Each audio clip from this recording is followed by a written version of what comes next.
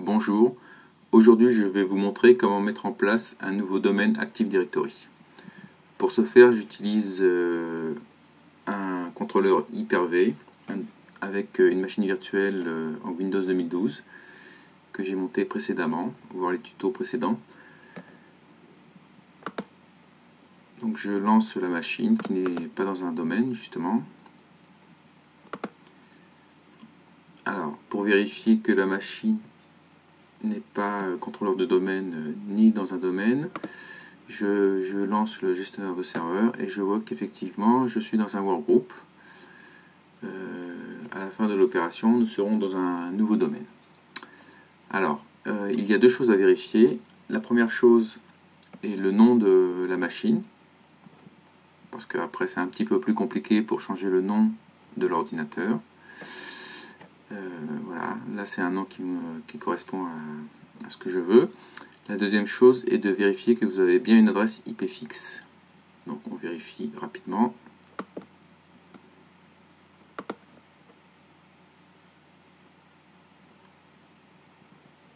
Hop. Propriété. Et là on est bien dans une adresse fixe. Ce qu'il faut faire aussi et vérifier aussi, c'est le serveur DNS préféré. Il faut que ce soit la machine locale. Voilà. Même si le serveur n'a pas de DNS, il faut mettre ceci en place. Ok, donc maintenant on va pouvoir mettre en place Active Directory. Donc on va ajouter un nouveau rôle. On prend les paramètres par défaut et dans la liste des rôles on va sélectionner service ADDS. Active Directory, domaine service. On valide jusqu'au bout. Éventuellement on redémarre la machine automatiquement. Et on installe. Donc l'installation prend quelques minutes.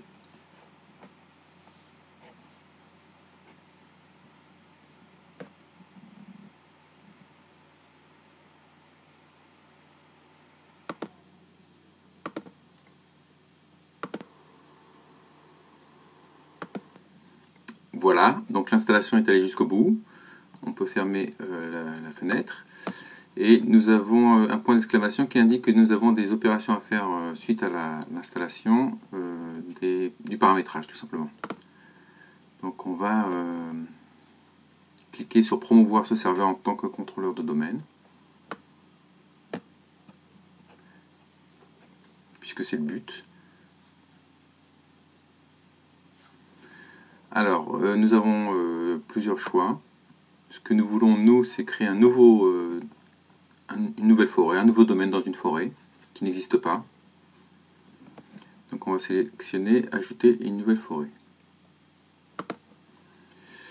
On va donner le nom de cette forêt.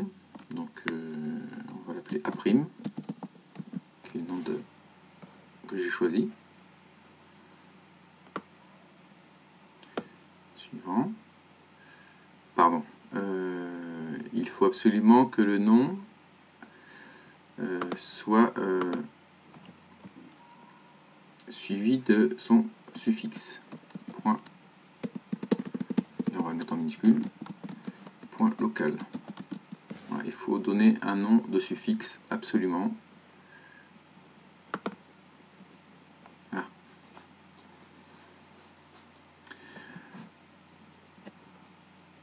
Nous avons dans la fenêtre suivante le choix du niveau fonctionnel de la forêt. Donc pour ma part je vais le laisser par défaut, mais on aurait pu choisir un niveau fonctionnel plus petit. Cela dépend de l'organisation. Si vous avez des anciens serveurs sous Windows 2003 qui ont besoin de ce niveau fonctionnel, il faudra choisir le bon niveau fonctionnel de la forêt ou du domaine et où. Il faut aussi, de préférence, c'est très conseillé, installer le serveur DNS dans la foulée. Donc c'est ce qui est fait. Et comme c'est une nouvelle forêt, le catalogue global est coché par défaut. On va donner un mot de passe pour le mode de restauration.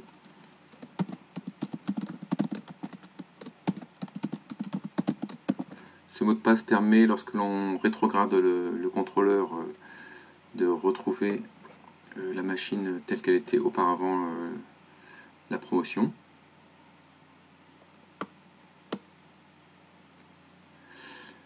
On valide jusqu'au bout. Normalement, le nom NetBIOS est égal au nom de domaine qu'on a posé, sans le suffixe. Voilà.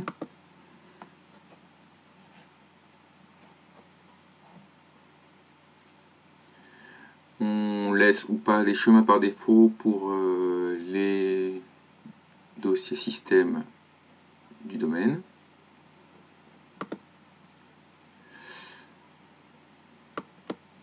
Et on valide. On peut trouver des erreurs, notamment lorsque on a éventuellement encore des machines sous NT4. Voilà, la vérification indique que sous NT4, les algorithmes de chiffrement ne fonctionneront pas, mais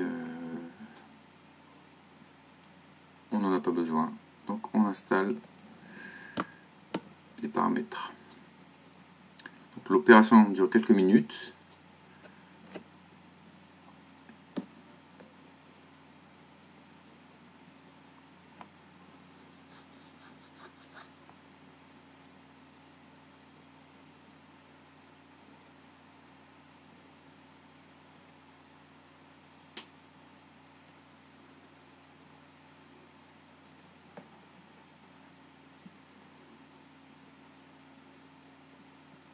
Alors, il installe le service DNS.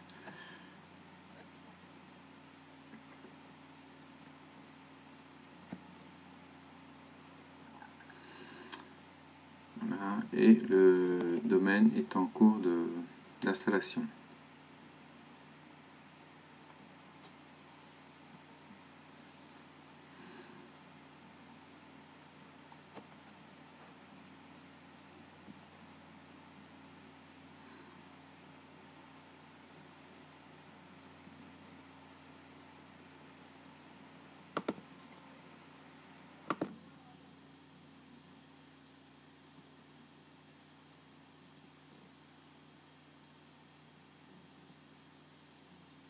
C'est presque fini, la machine va redémarrer automatiquement, et toute seule puisqu'on a coché la case de redémarrage automatique.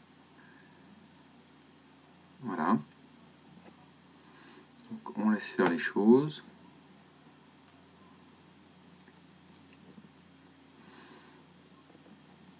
Comme c'est une machine virtuelle, les opérations sont plutôt rapides.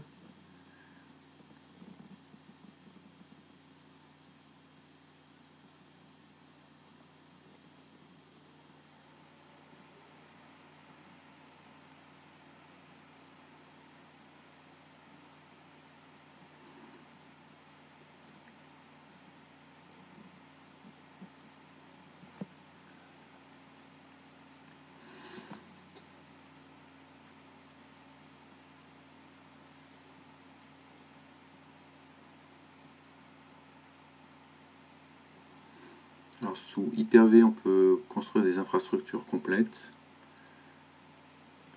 C'est un hyperviseur extrêmement puissant qui a rattrapé largement les capacités de VMware.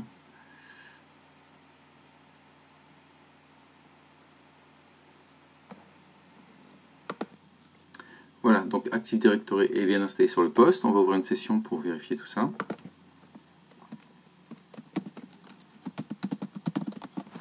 On peut vérifier que le nom du domaine est maintenant intégré au nom de virtual session.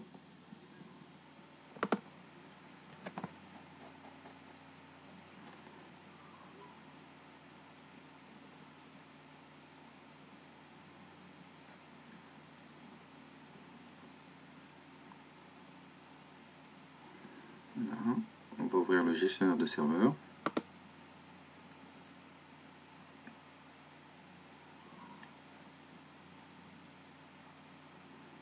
C'est presque terminé. Serveur local.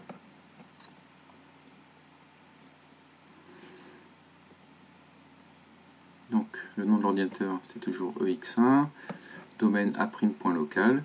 Donc on a bien le nom de domaine qui a changé. Auparavant c'était Workgroup.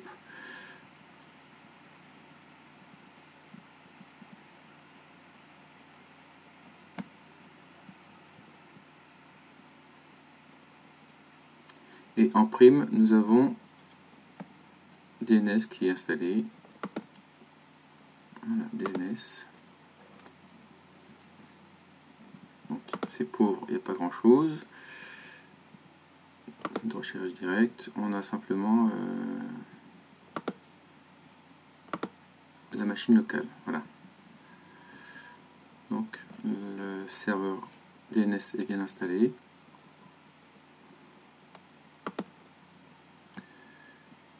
Et nous avons tous les outils Active Directory en place.